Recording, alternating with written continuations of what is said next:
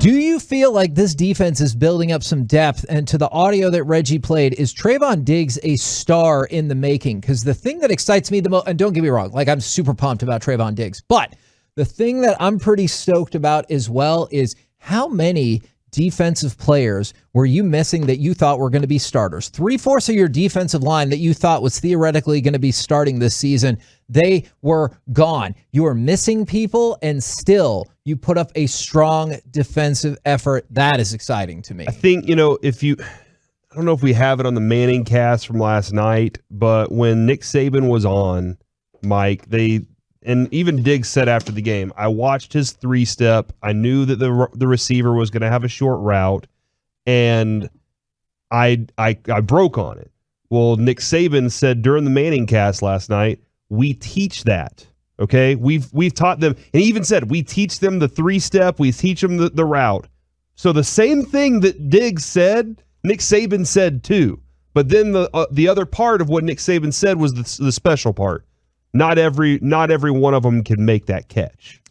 That's the thing that I think is different from what Nick Saban was saying. Look, I teach all my defensive backs how to do this, how to play this moment. And I'm watching an Alabama quarterback throw to an Alabama receiver while an Alabama cornerback is out there, and I know what these guys are, but not every one of the guys that I've taught can do what Diggs just did. Because Diggs was a receiver, and Jerry said it this morning. Yes. Do we have that audio too? It's embedded in one of those clips, and it's overarching. But he said that he thinks he's masquerading as a defensive back, and he's really a wide receiver. I thought that was absolutely tremendous. So that's the thing that I think is a little bit different. Listen, I'm not ready to go say that he's the number one cornerback in the league right now, but he's having a what? He called you a hater. Okay, Mike, you go ahead and say it. Number one cornerback in the NFL. God, Who Mike, has more interceptions? You're such a Cowboys Who has homer. more touchdowns? I don't think anybody does. Anybody? I don't know. He is tied for interceptions, the interception league in the NFL. Who has it? Trevon Diggs, and I'll have to pull up the We information don't even again. know I who saw it is. earlier. It's a no name. But like, listen, here's the thing too. One of the things I hated the most about the San Francisco 49ers during our heyday was when Merton Hanks would do something and then he would do the thing with his neck. And that's Lake Highland's own Merton Hanks, I believe. Really? Yeah. But he would, that team was cocky, right? They had this confidence. That secondary had this swagger that you were just like, oh, God. Yeah. And then the Cowboys had it. Yeah. And Jay Novacek talked about that. Last night there was a play where Diggs knocked the ball out of Smith's hands or whoever the receiver was that he was covering, and he looked at Jalen Hurts and said, stop throwing at me. He was like, that's not going to work. It's not going to work. Don't throw my direction. The confidence that he has right now and that he's playing with is only going to become more contagious for the rest of this defense. And I think one of the things was it started with a little with Micah Parsons, but now Diggs is benefiting from the pressure that was being applied last night too. So they were going hand in hand. One of the things that is exciting from that perspective is so many of the things we always say, you can't count on hope as a strategy.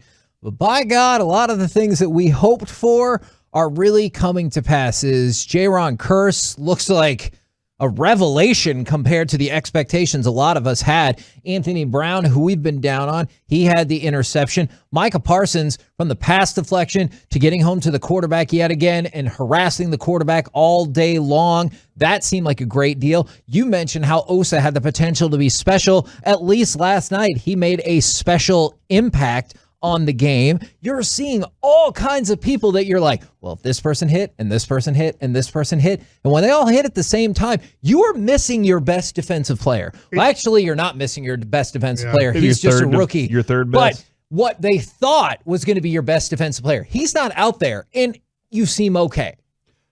I did not see this coming. I did not see after 3 weeks this defense being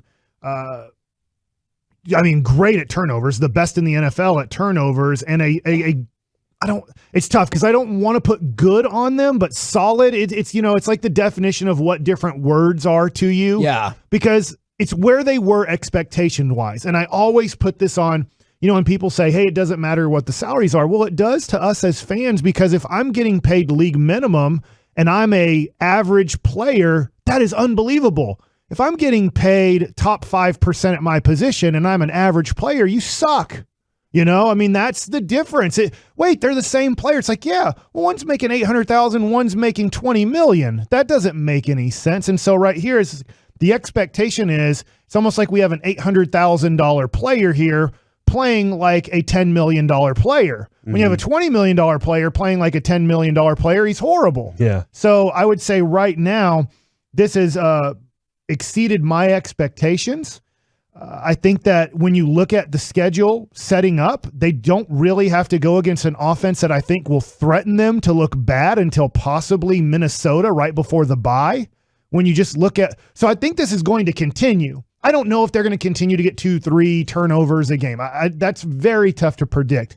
But looking at who they get to play coming up, Sam Darnold and Mac Jones and Daniel Jones, it looks like you're going to have another 3 weeks of this defense. If they can get exposed, like I think in week 1 they got exposed. In week 2. And they weren't ready. I still think they weren't ready. Right. In week 2, you got a lot of help from the Chargers killing themselves. But hey, it counts, right? I mean, whether they false started, was it us that caused a false start because they were nervous? Was it us that caused the illegal shift? I don't know about that, but you take what it is. It was 17 points against looks like a very good offensive team. The Chargers had no chance to stop. The Chiefs had no chance to stop the Chargers Sunday. So I'm surprised at how they've been able to play, and I don't know the word or the definition to put on their defense except way better than expected for me.